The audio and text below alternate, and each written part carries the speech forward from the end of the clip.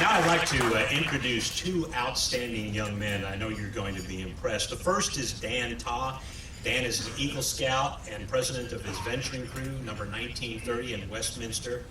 And I know he's going to tell you about it. He was one of the representatives of the Boy Scouts of America earlier this year to the report to the nation. Dan?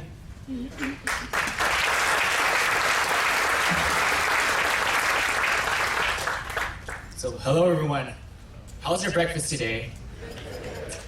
Well, awesome. Well, it's actually been quite a while for me to have such a great breakfast treat that I'd say it's almost as good as my Scoutmate camping breakfast.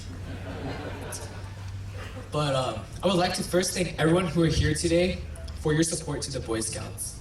Without your support, I would not be the person who I am today, a living testimony to the amazing Boy Scout programs.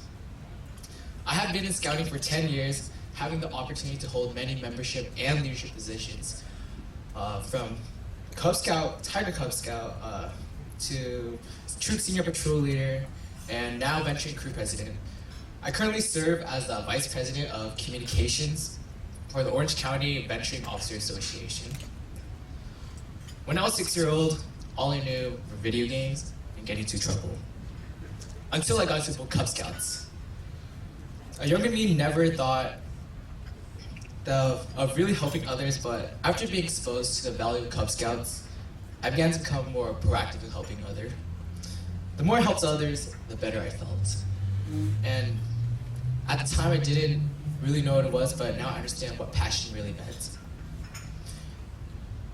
You don't have to look around for passion. Passion is found when doing something proactively and appreciatively. Passion grew in me where I could be an agent in change. So while Cub Scout was building my foundational character, Boy Scout was the most impactful time to me for my life. So I thought that my dad really enjoyed me being in Boy Scouts because he would often use it as an excuse to spend less money on me. So, for example, so I'm a high school student, so when I needed a trifold poster for my projects, which my peers bought for around $9 a piece, my dad would kindly remind me, Dan, you are a scout, make it yourself. And I would say, what, Dad? How could I? So he took me to a nearby Costco and grabbed a large recycled cardboard and told me, here's your one fold, make it into a trifold. But luckily, I had scout skills, so those came to the rescue. And once I made it, my dad told me, see, you're being resourceful and a good scout. And then I thought to myself, crap. Now I have to make trifolds from now on. But kidding aside, I was so fixated on trying to conform to what other people do to get ready-made trifolds, like going to Staples or Walmart. But if you just get out of that conformity box and ask questions, you start to form visions. And vision goes hand in hand with leadership. So this takes me to my Eagle Scout project. I embarked on a 2-year financial literacy education project for high school students that consisted of creating a club as a foundation and hosting a school-wide financial literacy event. As high schoolers, all we knew was spending money, not saving money. I was met with many challenges, doubts, and quite a few rejections, but because I was a Boy Scout, these things did not deter me. I created and grew Pennywise Club, a high school financial literacy club. With the help of my club members, school authorities, and sponsoring companies, I organized a multi-high school financial literacy seminar.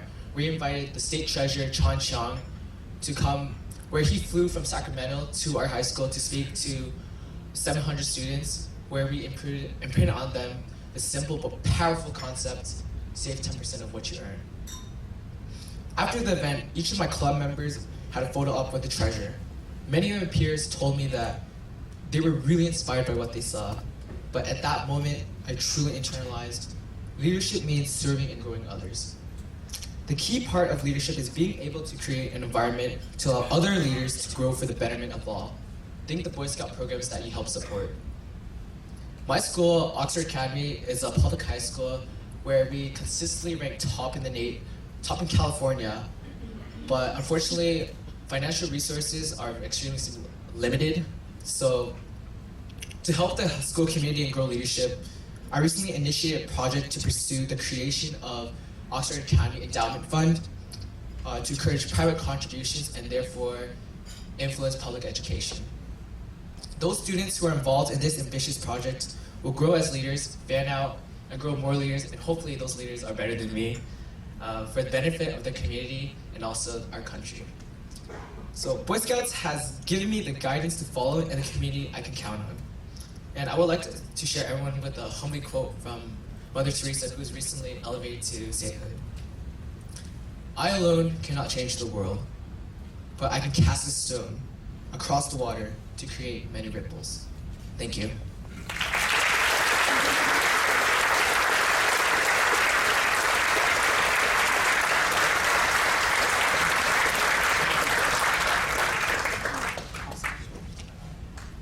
I just decided I got a career change. I'm going to become Dan's agent.